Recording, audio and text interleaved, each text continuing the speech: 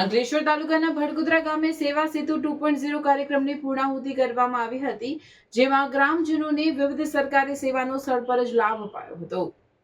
અંકલેશ્વર તાલુકાના ભડકુદરા ગામે રાજ્ય સરકાર દ્વારા આયોજિત સેવા સેતુ 2.0 કાર્યક્રમની સફળ પૂર્ણાહુતિ કરવામાં આવી હતી। આ કાર્યક્રમ અંતર્ગત 11 ગામોના ક્લસ્ટરને આવરી લેવામાં આવ્યો હતો, જેમાં મોટી સંખ્યામાં ગ્રામજનોએ હાજરી આપી સરકારની વિવિધ સેવાઓનો લાભ લીધો હતો। આ સેવા સેતુ કાર્યક્રમમાં સરકારના વિવિધ વિભાગોની કુલ 56 જેટલી સેવાઓ એક જ સ્થળે ઉપલબ્ધ કરાવવામાં આવી હતી, જેના કારણે ગ્રામજનોને સરકારી કચેરીઓના ધક્કા ખાવા પડ્યા વગર જરૂરી સેવાઓ સરળતાથી પ્રાપ્ત થઈ શકી હતી। કાર્યક્રમ દરમિયાન મામલતદાર રાજન વસાવા, જિલ્લા ભાજપના મહામંત્રી પરેશ પટેલ તથા ગામના સરપંચ સપન વસાવા સહિત અનેક આગેવાનો ઉપસ્થિત રહ્યા હતા।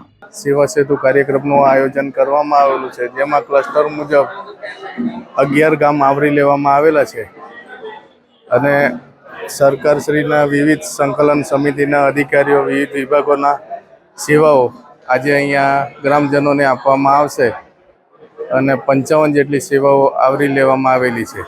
સેવા સેતુમાં 56 જેટલી યોજનાઓનો લાભ અહીંયા આપવામાં આવી રહ્યો છે। અમારા ભડકુદરા ગામના અને આજુબાજુના ગામથી પધારેલ કોસંબડીથી લઈને કાપોદ્રાથી લઈને દરેક લોકો અહીંયા જ્યારે અહીંયા લાભ લેવા આવ્યા છે ત્યારે સૌનો આભાર માનું છું। અને સેવા સેતુ પ્રોગ્રામ જે સરકારનો સમન્વય જનતા સાથે સીધો થાય, એક પુલ જેવો પુલ બને અને ગરીબ જનતા, મધ્યમ વર્ગ જનતા સરકાર સાથે સીધા સંપર્કમાં આવે એ રીતના આ કાર્યક્રમ રાખવામાં આવ્યો છે, જેમાં આરોગ્યની ટીમ દ્વારા એમની ચિંતા કરવામાં આવે છે। આરોગ્યની દરેક યોજનાઓ એમના સુધી પહોંચાડવામાં આવી છે। એ જ રીતે અમારા ખેડૂત મિત્રો માટે ગ્રામ સેવકો અહીંયા ઉપલબ્ધ છે અને એના માટે ઘણી બધી યોજનાઓ જેમ કે એગ્રીકલ્ચર દવાઓથી લઈને તાર ફેન્સિંગ, જે ખેતરમાં જાનવરો બધા આવે છે એને રોકવા માટે તાર ફેન્સિંગની વ્યવસ્થા, એવી ઘણી બધી યોજનાઓ આજે આ તબક્કે અહીંયાથી આપવામાં આવે છે। અને ત્યારબાદ વાત કરું આવકના દાખલા, જાતિના દાખલા, આ બધી સુવિધાઓ અહીંયાથી આપવામાં આવી છે આજે।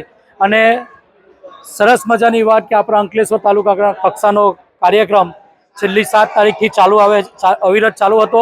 આજે અહીંયા છેલ્લું પૂર્ણાહુતિ છે, ત્યારે શહેરી કક્ષા અને તાલુકા કક્ષામાં ટોટલ 91,000 જેટલી અરજીઓ આવી હતી અને એનો હકારાત્મક રીતે મામલતદારશ્રીની ટીમ સાથે એનું નિરાકરણ કરવામાં આવેલ છે, જે ખૂબ અભિનંદનને પાત્ર છે અને ખૂબ લોકો આનો લાભ લે એવી આશા રાખું છું। ભારત માતા કી જય, વંદે માતરમ।